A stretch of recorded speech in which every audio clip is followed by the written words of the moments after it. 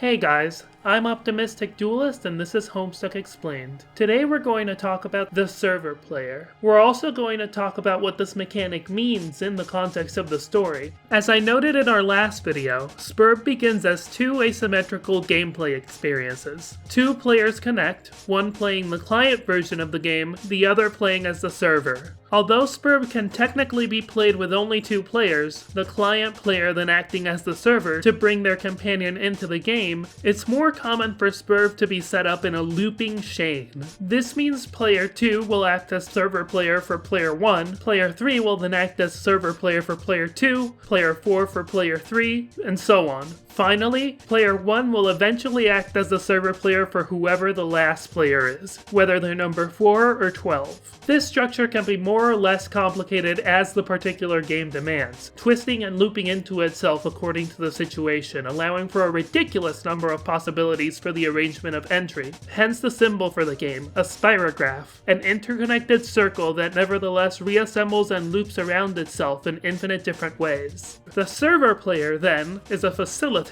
They can interact with the client's environment, though they can't move or mess with the client themselves. They can deploy the initial equipment the client player uses to complete the tutorial, and deploy later equipment as the game makes it available and necessary as well. But their primary function is pretty simple. Server players need to build.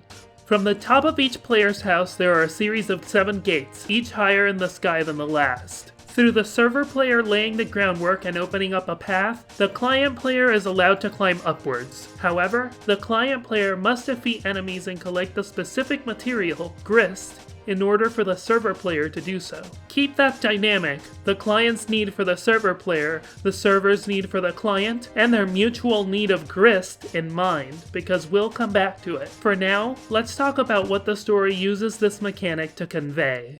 As much as a game that's really fun to play, what Homestuck tries to present through Sburb is a particular kind of fantasy.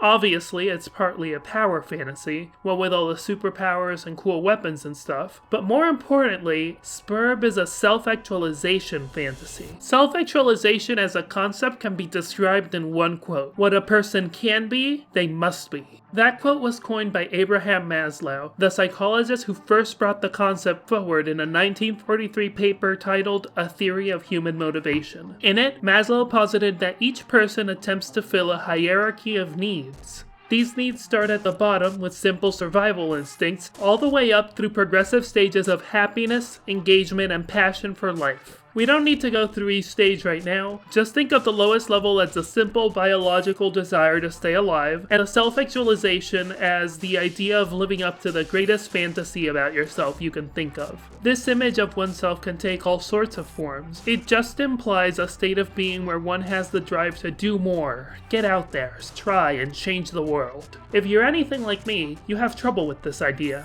It implies a kind of confidence, a kind of self-assuredness that many people don't have. True self-actualization, in the hero's journey sense, also means coming into a sort of spiritual or at least emotional awakening, a coming to grips with the reality of the feelings and experiences of others, and accepting that other experiences of life are equally valid to your own, even if they differ with your experience or even force you to compromise. Think about how heroes act in more sentimental, realistically grounded, and widely enjoyed heroes' journeys. Now compare that to Kratos from God of War. Kratos is strictly speaking a power fantasy. He brutalizes and dominates those in his path, and his will is the will of God in his universe. The whole world is a playground for you to act upon. Everyone else is set pieces. In Zelda, the dynamic is completely different. Overcoming any Zelda game, at its best, means falling in love with a world, meeting a cast of dynamic and interesting characters, facing down the mighty and the powerful while growing into power of your own, but not so that your will can dominate. Rather, in Zelda you fight to defend your own will, as well as to maintain the status quo where the wills of all others matter too.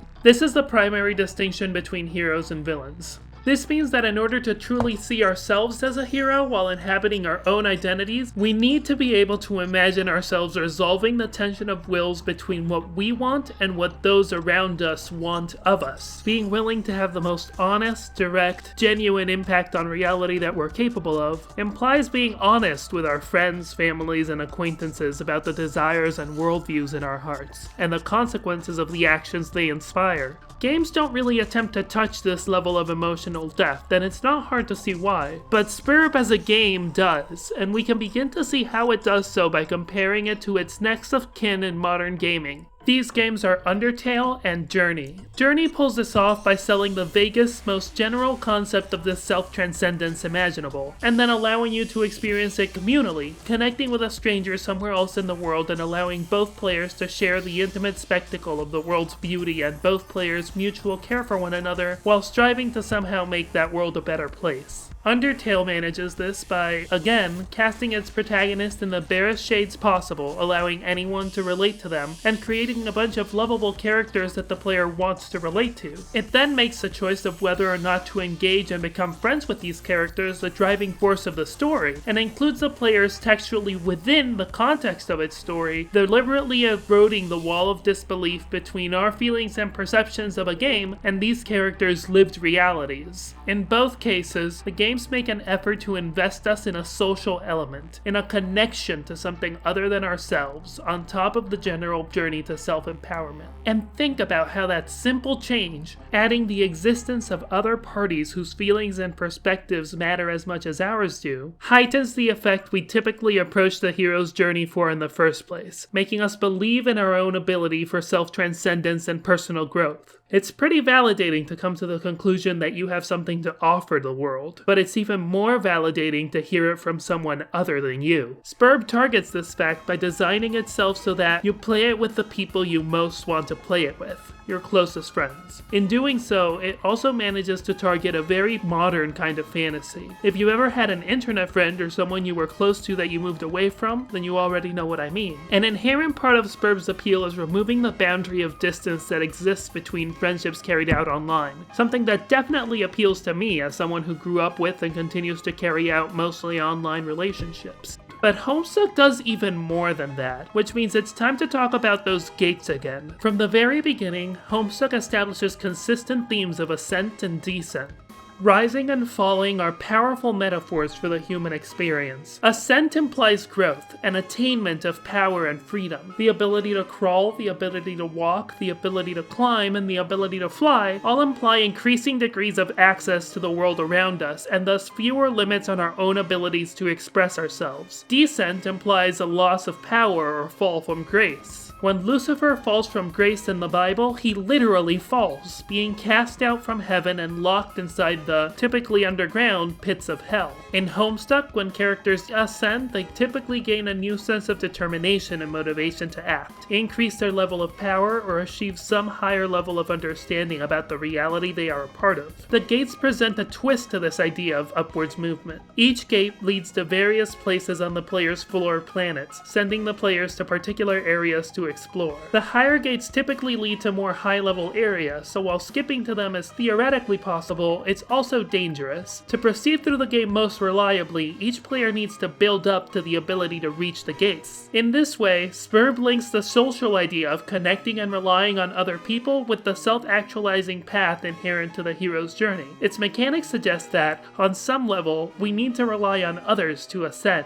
whether that ascent implies finding peace with ourselves, growing in our respective quest to heroism, or coming to some sort of understanding of the world around us. The inverse is also true. When we see the world of Homestuck descend, it always implies being cast into disorder. When characters in Homestuck descend, they are thrust into chaos. They are forced to question what they thought they knew about themselves and the world around them, they lose power, and they are made to feel unsafe and vulnerable. However, both types of movement are necessary. The gates always teleport players somewhere below the heights their house has reached, which prompts this early conversation where a character is told that to ascend, one must always first descend. This is echoed by the same character towards the end of the story, establishing it as a thematic line interwoven through the text itself. There is a flow and a rhythm to life, Homestuck tries to argue. Enjoying life, then, is all about figuring out how to navigate that rhythm. And the only way to grow into that rhythm is by understanding the nature and meaning of life itself. Part of what Homestuck's characters are ascending towards is also what Homestuck itself strives to get us to do. Achieve some sort of understanding about the nature of life and the universe as they relate to ourselves. At this point, I should mention that there are exactly 7 gates above the player's house, and that this presentation is one of the earliest hints of Homestuck's preoccupation with spiritual myths and the idea of achieving enlightenment. Specifically, it speaks to Homestuck's interest in the Gnostic myth. In this creation myth, the evil god of the material world, Yaldabaoth, creates the physical world we inhabit. Its arrogance in creating reality by itself leads to all the pain in our reality, and a key part of Yaldabaoth's creation is that there are exactly 7 heavens in the sky. These 7 heavens are physical, however, and can be transcended by humans through the pursuit of enlightenment, and disengaging with the material world in pursuit of the world of wisdom and ideas. If you don't believe me that this is intentional based only on that tenuous reference, that's fine. For now, just take me at my word and you can watch my stronger argument for this thematic connection through our 2-part series on the alchemy system. This is the impression I want to leave you with. Sburb is designed around encouraging its characters to attain enlightenment, and it posits that the road to that enlightenment requires sharing trust and mutual responsibility with other people. This is a theme that will reverberate throughout the story, that we are all, in a very real sense, interconnected, that we need each other in order to make any sort of meaning in the world at all, and that making meaning is how higher and happier states of being are achieved. In other words, it posits that connecting with others is the only way to reach the heavens. Keep an eye out for that idea in particular as we go through the entire rest of this video series. If there is any part of Homestuck at all that I think really matters, it is that idea. Thanks for watching! Let me know what you think in the comments. And please be sure to like, share, and subscribe to let others know about what we're doing here. If you really think this work is valuable, you can also join the divine crowd of beings known as my patrons, which will give you a vote on what order videos come up in, and give you access to a Discord server where we can talk about this and other cool Homestuck concepts. Higher reward tiers allow you to invite friends into the server, get you access to drafts of my work, and even let you sneak peeks at videos from a few days to a week in advance of publishing. See you again soon, everyone. Until then, keep rising.